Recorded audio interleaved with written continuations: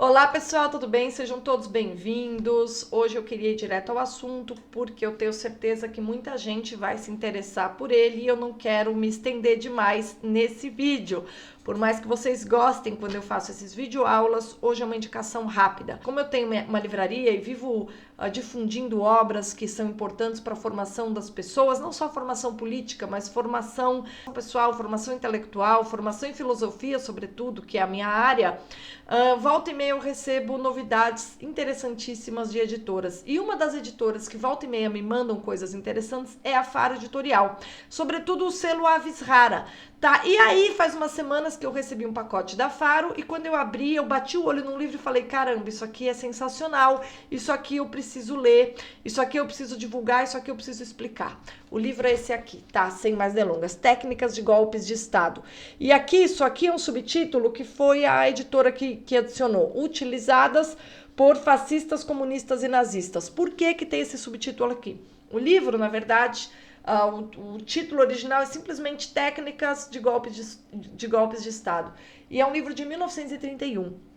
O Curzio Malaparte, que na verdade é um pseudônimo, né? Que é o autor, ele foi um diplomata, político, jornalista, enfim, foi alguém mais do que antenado e por dentro de tudo que aconteceu no cenário político europeu dos anos 30, que assim, é só a época que tá a Revolução Bolchevique correndo solta, é só a época do Mussolini, Hitler, né? Todo esse pessoal legal, gentil, que renovaram a maneira de tomar o poder, conservar o poder e destruir adversários políticos e arrebentar com a possibilidade do Estado de Direito via efetivação compulsiva e sistemática de golpes de Estado como método básico de governo. Tá? Só essas pessoas.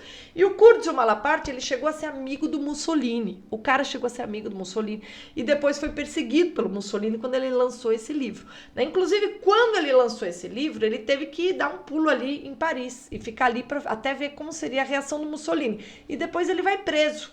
Ele tem uma história interessantíssima que é contada na apresentação da obra, mas o ponto que eu quero sublinhar nesse vídeo é o seguinte: as pessoas têm na imaginação uma ideia muito equivocada de golpe de Estado. As pessoas associam golpe de Estado a botina, fuzil, um grupo armado que toma fisicamente o poder nas instituições específicas. E quais são as instituições que representam o Estado? São essas aqui, sei lá, aqui no Brasil seriam quais? Aqui a instituição que representa o judiciário, que seria o STF, o executivo, os palácios lá de Brasília e, evidentemente, né, o parlamento, sabe? Aquela torre com as duas câmaras, né? E isso representaria o poder e tomar o poder seria tomar isso aí. E não tem nada a ver com isso, tá? No mundo moderno, que é mega complexo, a técnica de tomada de poder, ela foi renovada por todos esses ditadores dos anos 30. Aquele que pode ser considerado o grande renovador é o Trotsky. E o Trotsky foi um cara que na Revolução de Outubro de 1917, ele operou de uma maneira completamente nova e que não tinha como pressuposto precisar de um caos social. Porque o que é que acontece? O Curzio Malaparte aqui, ele já começa o livro, no primeiro capítulo, tem um preâmbulo que é super interessante, que ele explica que esse livro não é para ensinar aqueles caras que são loucos para dar um golpe de Estado como agir, e sim mostrar como que essas pessoas agem para que aqueles que desejam preservar a liberdade consigam defender os estados de eventuais golpistas, tá? Esse é o objetivo do livro, mas o cara foi muito perseguido, porque esse livro foi visto também como, você tá aí praticamente escrevendo um manual de golpe de Estado, né? Então ele foi um livro durante muito tempo muito problemático, mas é um livro que precisa ser lido, porque se a gente não lê esse livro aqui, a gente não tem a correta leitura política do século XX para frente, tá? E nós, vivo repetindo isso aqui, nós somos herdeiros das técnicas políticas desenvolvidas no Estado totalitário. Uma das quais a gente é herdeiro claramente é a propaganda, mas golpes de Estado foram também muito aprimorados durante os governos totalitários e antes durante todo o processo de tomada de poder por parte dos revolucionários, tá? E o que é interessante no livro do Malaparte é que ele chama de catilinários todos aqueles que desejam tomar o poder. Detalhe histórico, catilinários é inspirado em Catilina. Catilina foi, assim, um revolucionário romano que tentou tomar o poder e é um cara que era sedicioso. Tanto que o Cícero tem uma obra chamada Catilinária. São todos os discursos que ele compôs, que ele proferiu contra o Catilina, que foi, assim, um grande inimigo da República Romana, que tinha em Cícero um símbolo importante. Vem daí o nome Catilinários. É uma referência a um revolucionário conhecidíssimo, o primeiro grande revolucionário conhecido da história, que foi o Catilina, em Roma, contra o qual Cícero falou e, felizmente, que Cícero derrotou. Então, catilinários é uma palavra que é usado o tempo todo nesse livro para se referir aos revolucionários. E os revolucionários são de vários tipos. São aqueles que são os fascistas, e ele usa o termo, né, revolucionários de esquerda ou direita. E o que ele quer dizer com esquerda ou direita? Bom, os revolucionários de esquerda, que estão ligados aos comunistas, são aqueles que tomam o Estado, tendo como objetivo criar um modelo de economia planejada, centralizada, mas cuja finalidade é fazer com que o povo se beneficie do Estado. E o fascista, que seriam os catilinários de direita, eles se caracterizam pela associação entre Estado perfeito, ideal e total e líder carismático. Então, o que diferenciaria, segundo Kurtz e o Malaparte, esquerda e direita no plano dos revolucionários, tá? Aqui a gente está no plano dos revolucionários. E o que é engraçado é que ele usa o termo conservadores em oposição aos revolucionários. Como vários canais inteligentes aqui no YouTube têm insistido em fazer para ajudar as pessoas a terem uma visão melhor do que a política, né? O PH Vox, por exemplo, é um canal que faz essa contraposição. A gente quer entender o que é ser um conservador, qual que é a maneira de agir conservadora, a gente se opõe aos revolucionários. Mas o Kurtz e o Malaparte, ele está analisando as técnicas de tomada do poder dos revolucionários, porque os revolucionários são aqueles que vivem praticamente 50 horas por dia pensando em tomar o poder, né? São aqueles que entendem que apenas pela tomada de poder poderá haver aí um cenário político legítimo, né? E tomada de poder por parte deles. E aqueles que são os catilinários direitistas são aqueles que associam governo a um líder carismático. Por isso que eu falo, e vivo falando aqui, que essa história de amor ao líder é um negócio bizarro, que a gente tem que esquecer, tá? Isso aí é herança do getulismo, sendo que o Getúlio Vargas foi o nosso fascista, tá? Foi o nosso líder carismático. E o Getúlio, ele era apaixonado por Hitler e Mussolini, se vocês não sabem. Leiam os diáriozinhos ali do Getúlio Vargas, que ele fala assim, quando ele fala de líder carismático, você sente assim, que nas entrelinhas, você sente que o olho dele estava brilhando quando ele escreveu aquilo. Então ele se via como alguém que repetia esses golpistas europeus das décadas de 20 e 30. Tá? Ele é um cara ligado a essa tradição. Tanto que o Getúlio, para quem não sabe, ele queria lutar do lado do Hitler e do Mussolini na Segunda Guerra. E o Brasil se alinhou aos aliados, né, e não ao eixo, graças a Deus, por uma questão de trabalho diplomático, tá? Porque se dependesse do Getúlio, a gente teria lutado do lado errado dessa guerra, nós brasileiros. E os revolucionários de esquerda são aqueles que são os comunistas ou os de hoje, que são os herdeiros do comunismo, né? Inclusive, quando a gente começa a observar, e a gente tem nesse livro um capítulo inteiro mostrando essa técnica, a renovação da técnica de golpe de Estado, operada pelo Trotsky, cara. Tem um capítulo só sobre isso. E aí, quando você vê como é que o Trotsky tomou o poder, você percebe que o próprio Trotsky falou, olha, eu não dependi, não foi porque a Rússia naquele momento estivesse caótica, não tem nada a ver. Essa ideia anterior de que o golpe de Estado tem como premissa um caos social, isso está errado, porque isso está baseado na ideia de que o gesto do revolucionário, a tomada de poder dos revolucionários, seja algo político, algo que dependa de uma sedição popular e tal. E não é, é uma questão de técnica. Ou seja, o Estado burocrático moderno, ele é tal que, por se parecer a uma máquina e por funcionar como uma máquina cheia de engrenagens, a grande fragilidade é justamente a sua natureza. E a tomada de poder está ligada ao domínio do funcionamento dessa grande máquina, ao controle das engrenagens principais. Ou seja, quanto melhor você entender o desenho do Estado, mais você vai ter possibilidade de dominá-lo. Você, controlando essa máquina, terá o controle do Estado. Portanto, para você ser um revolucionário bem-sucedido, você tem que dominar a técnica do golpe de Estado, e isso não tem nada a ver com você, sei lá, cercar os símbolos maiores do Estado, e sim em entender quais são os mecanismos principais de funcionamento de Estado e o que inclui todo o funcionamento de uma sociedade.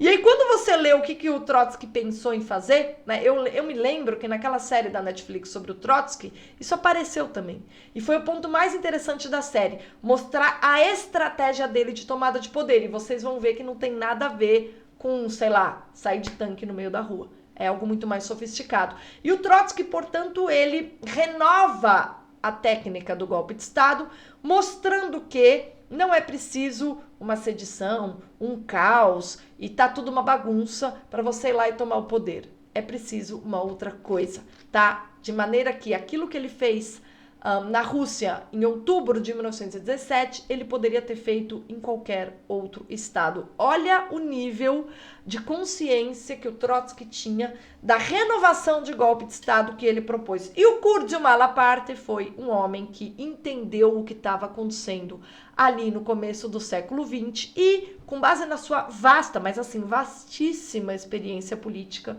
Por exemplo, tem vários capítulos que descrevem como estava a Polônia, acho que em 1922, se eu não me engano, que estava um caos a Polônia. E ele explica, olha, tanto, eu provo isso aqui, que o Trotsky tem razão no que ele está falando, que para você tomar o poder você não precisa de um caos social, mostrando como estava a Polônia em 1922, um monte de gente querendo tomar o poder, e isso não aconteceu.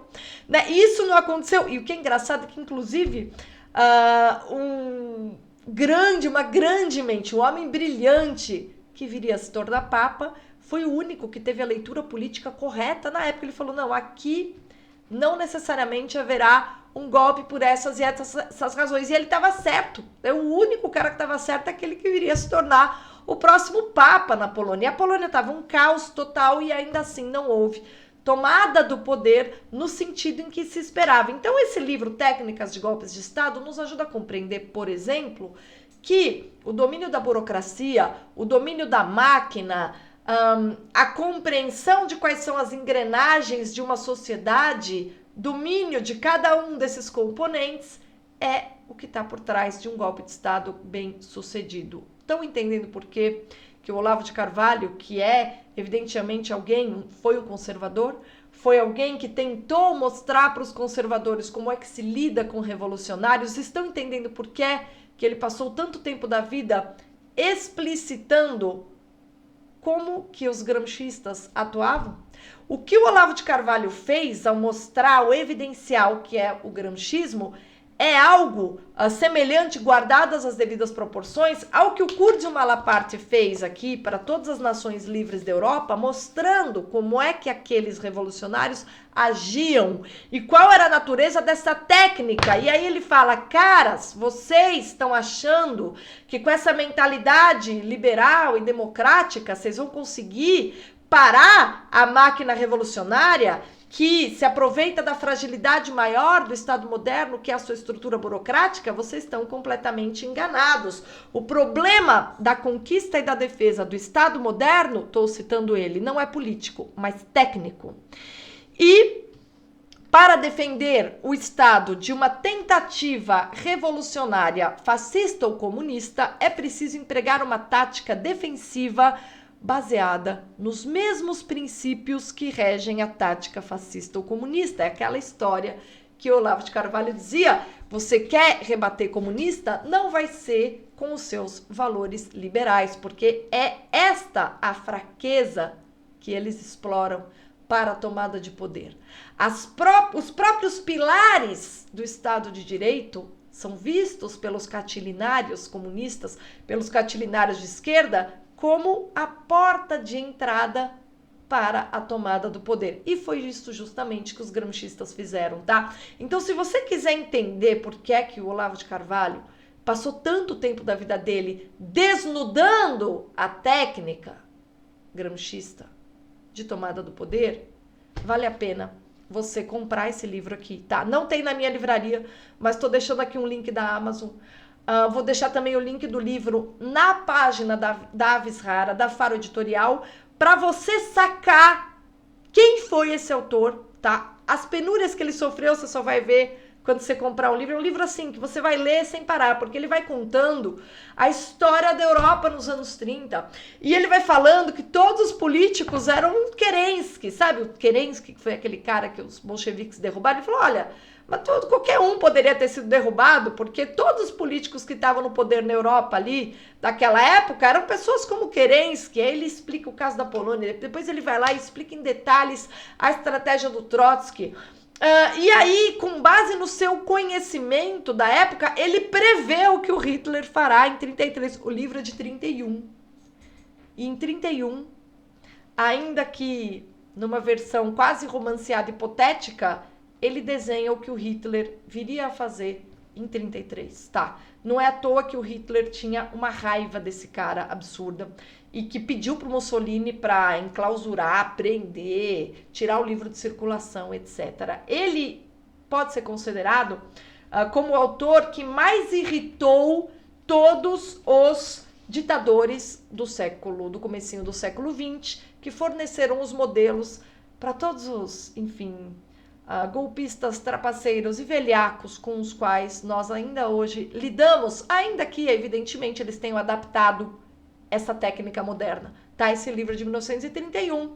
E se você observar o método gramscista que o Olavo dominava e que ele expôs para que nós tivéssemos meios de fazer frente a essa técnica, ou pelo menos que a gente soubesse com a cara do monstro com que a gente estava lidando, né? Por quê? Porque o gramscismo também é uma adaptação. Eu diria, inclusive, que lendo esse livro, eu me dei conta que o gramscismo claramente é uma aplicação, uma variante da renovação da técnica de golpe de Estado do Trotsky. E aí você vai percebendo, quando você lê essa obra aqui, que de fato, para você lidar com revolucionários, você tem que ter um domínio completo da visão que eles têm do Estado moderno, maquinário e burocratizado, né? Considerando que a grande porta de entrada que a gente tem hoje pelo menos no Brasil, né, a grande fragilidade é o judiciário. E aí a gente consegue entender, e não é só do Brasil isso, de outros países também, por que é que a juristocracia surgiu aí, né? O judiciário acaba sendo hoje aquele tribunal que vira um tribunal de exceção muitas vezes, porque ele tem a cara da legitimidade, a cara da legalidade, a cara da conservação das leis. E é justamente ali, no lugar em que as leis devem ser protegidas, conservadas e preservadas em prol da estabilidade jurídica, é ali que vão se operar nos bastidores, digamos assim, métodos, no mínimo controversos, tá? De atuar num cenário político e redesenhar a continuidade de um panorama numa nação. Se você ainda não está convencido de que essa foi uma publicação muito oportuna da Avis Rara, eu queria ler para você uma frase e depois a gente se despede. Proibido por Mussolini na Itália fascista, incendiado em praça pública por ordem pessoal de Hitler na Alemanha nazista, atacado por Trotsky na imprensa internacional, massacrado na comunista União Soviética. Poderia haver melhor elogio a um livro intitulado Técnicas de Golpes de Estado do que o fato de ter sido proibido em todos os lugares onde houve golpes de Estado? Tá aqui minha indicação para você. Leitura imperdível. Não deixe de conhecer a história desse homem e perceba, muitas vezes, aqueles que melhor dominam todas as artimanhas dos inimigos da liberdade são os artífices maiores do escudo para se preservar a liberdade. Não por acaso, o título do prefácio desse livro, assinado pelo próprio autor, prefácio no qual ele descreve todas as agruras e perseguições que ele sofreu após ter escrito esse livro, o título desse prefácio é Por que defender a liberdade sempre compensa? Se você acha que defender a liberdade compensa, comece a desenhar na sua imaginação o escudo de que a gente está precisando. Obrigada pela companhia e até a próxima.